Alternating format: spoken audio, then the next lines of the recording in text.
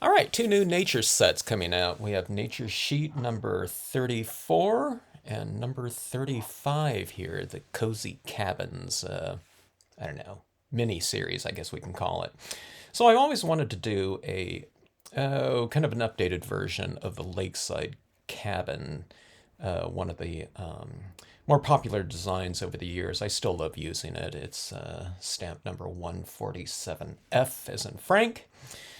But it's a really simple design, and I've used it all the time. But I wanted to do ones that were a little bit more dimensional and complex, so I started working on these four cabins right here, thinking that, I'll just kind of develop them and see how it goes, and probably just release a couple of them. But I loved them all. They're a little bit, they can go together, certainly, but I don't know, they had their own kind of character to each one. So let's take a look at these right here. So I called this one the daytime cabins. I mean, they can be used for day or night, but the windows are darkened out like, something would be in the daytime here. But like I said, you can use it at night as well. They just don't have the interior illumination, but you can add that in with something like an extra fine acrylic paint pen. Or when you're coloring these up, you can color the windows something like a yellow or, some warm tones so that when you stamp it out, it'll look like there's some kind of welcoming light, warm light on the interior there. Up to you. But, anyways, we have this more complex kind of a system or grouping of trees behind there in various values that we can color in theme, whatever kind of colors we want. You can do an autumn type of theme with kind of the reddish warm tones, or, these trees in the back here could be something along the lines of like an aspen type of colored tree. And hopefully, I've created a lot of depth here, but also with a lot of variation throughout the grayscale. And that was the thing that was a real challenge here. Every time I do designs, I've been doing, drawings for a really long time. And, you know, whenever you start something like this and there's something a little bit different or a lot different than what you've done in the past, or you haven't done it for a while, it's a little bit daunting. So through, I don't know, over the course of a month, I tweaked things and I looked at different areas and I try to contrast imagery against one another while kind of incorporating in the other types of elements within the piece. So really trying to make the buildings look dimensional and varied from all three sides to make it look a little bit more three-dimensional.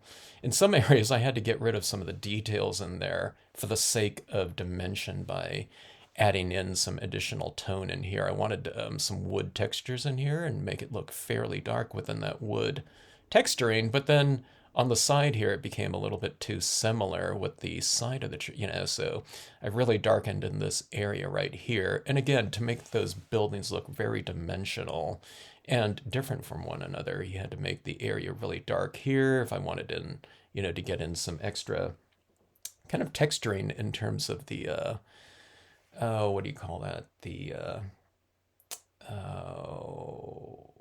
Oh, okay, I can't even think of the name right here, but the thing that, not tiles on the roofing, but it's the other thing, to make it waterproof. Okay, so this was fairly dark up here, as opposed to like this one right here. So you can see right here, there's a little bit more grayscale, but this one's more blackened out.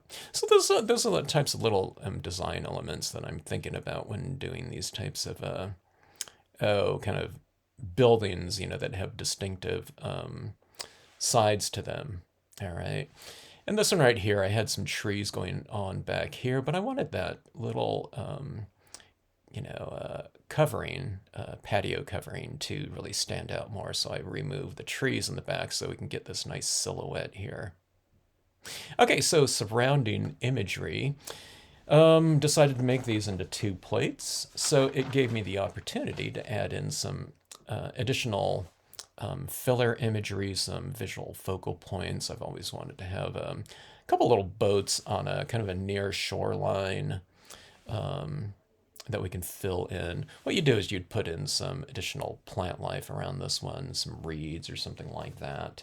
Grassy shoreline or something of that sort, or a rocky shoreline. That's not in this set, but you can use stamps, other Stampscape stamps, such as things like the reeds here. You know, you can use grass textures like this in the foreground, and you can dock your boat right next to it, and you can be looking across this body of water at your lake in here. Now, I call these lakeside cabins, but you know, it could just be a meadow in here.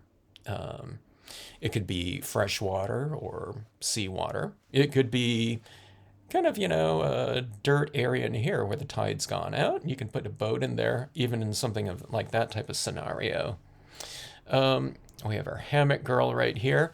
What you do is I have these lines coming up here, but you can extend these out longer if you want to. But I would put flank, you know, something like this character with things like tree trunks. It doesn't have to be 3 trees like this, but you can use like 1 trunk out of the mossy trunks, large or small. We have things like these different types of trunks like this. But now, depending on, you know, how much you want to block out, you might want to just use one of the trunks if you want to have something like this in the background. So I might just use one of the trunks off of something like Tree Trunk Trio and just use that on each side of this to suspend that hammock in there, and she can be looking across over at the lake, or it doesn't have to be used with the cabins either. You can have her sitting beachside, and it could be palm trees on, you know, that hammock right there. And wouldn't that be a fun tropical setting? Going back to our foreground with, you know, something like a boated, you know, dock. We have our fish here. These are koi fish right here. And we have, you know, like the salmon or something like that. It's more of a generic type of fish. That's, what is that, 174A image? Not in the set right here, but you can have some fish kind of swimming around the shallows, looking across at, you know, objects like this in the background. And then we have our paddle boarders here. I've always had canoes and like boating fishermen or something like that. But, you know, something more, we have kayaks, you know, and that type of thing. But the silhouettes for these shapes right here, you know, sometimes be a little bit more interesting than having someone sitting in a boat. So I just wanted something a little bit different, and these are all in different sizes. These two are the same image, but this one's a little bit larger. But you can have all 3 of them kind of paddling out into the, like a sunset sky or something like that, or a morning sunrise or something like that, and that might be kind of interesting. You can even use these fish in the foreground.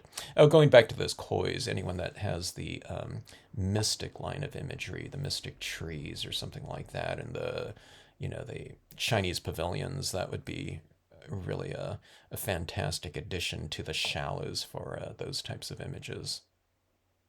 Okay, so that is nature set number 34.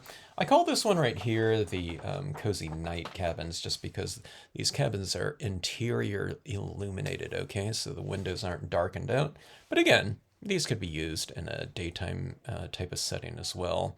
One thing that might be kind of interesting is if it's a high noon type of scenario, you can color in those windows like blue, you know, like they're reflecting the colors of the sky, or the colors of the water down here. If you have it a sunset type of situation where the skies are reddish tinges or something like that, you can have those colors right in those open windows like that, okay? Or if you're doing photo stamping, you stamp that right over the top, you know, the colors on the photograph in the background are going to be right in those open windows right there. Okay, but nighttime types of situations, I like just stamping this out on a white piece of paper and just leaving it white as is, coloring in my surrounding areas, and it becomes a very interior illuminated structure. But one of the things that I'm doing these days a lot of is I'm coloring those in like a little bit of a warm tone, pale yellow, or even like a beige, and it looks like a, you know, someone has a incandescent style of light in the interior there, or maybe a fireplace going, and you have these warm tones coming out from your structures, and that makes for a very welcoming and kind of a, oh, there's kind of a, I don't know, conscious draw, but it could be a subconscious draw to go towards shelter and warmth, okay? But to go along with these cabins right here, we have these moons right here. These are some pretty large structures, so you can see the size of this moon right here next to my finger or something like this. But I wanted, a nice big moon, dramatic moon to be rising from the, whatever objects are in the foreground. So I've left this area open right here, and it's mostly darker on the top. You don't have to stamp these out in, black either. It could be something like a light powder blue or something like that. You can stamp it right in the background, and your objects will really stand out against that. But especially in this open area right here, you can have those paddle borders going out there and just stamp them right in this space right here, where this kind of darker texturing on the moon isn't going to obscure the silhouette of whatever you're placing in front of it. All right, two different sizes. This one's really dramatic, but sometimes we just want something semi-dramatic in this, more of like a, I don't know, it's like a inch and a quarter or something like that. You can have these kind of rising from or setting on a horizon. I'm thinking about it being used with something like the Seaside Cove stamp, and I think that would be really fun. But okay, let's look at some other surrounding imagery. We have our sailboats right here. This one's upside down. That's my plate layout, so I could fit it on the plate, but it goes like this. We have our deep shadows like this transitioning out into kind of lighter tones. There's actually like 3 people in the back of this. One person's standing and a couple people are kind of sitting. It's just their heads right there.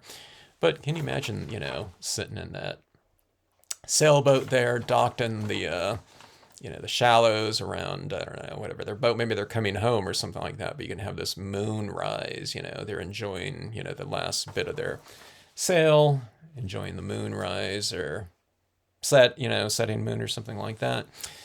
Lilies right here. It would have been good to have the lilies and the fish all kind of on the same set. With these fish really swimming around, and that you could see them in the shallows along with those lilies. But there just wasn't room. Okay, so I had to do them in separate sets there. Oh, I didn't talk about this lady right here. This girl in the water. She's looking back over at the whatever sunset or moonrise. Let's see. We have those moons up there. What better bird but an nocturnal owl like that to be flying in front of our moonlight or something like that. Another boat right here, another option for that. I did both of them, but I love both of them, so I released both. Lady on dock for the near shoreline.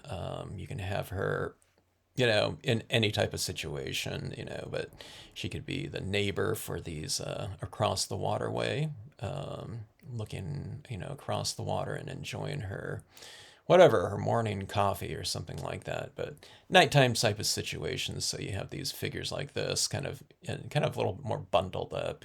She's in her blanket right here on the near shoreline. She's in more of like a heavier jacket. Now this hammock right here, I don't think I would put it on big trees, although you could, maybe some birch trees or something like that. But she's set back a little bit farther in the distance than, say, someone like this. She's more comfortable and in a warm type of situation like there, in shorts or a skirt, bare leg. But these two, they're bundled for warmth, but they still want to enjoy the outside and enjoy a nice, crisp morning in whatever, early spring. Could be winter too. But I don't know, you can use some white pigment ink with a little bit of steam coming out like that, like she's got a, warming her hands on some coffee or something like that.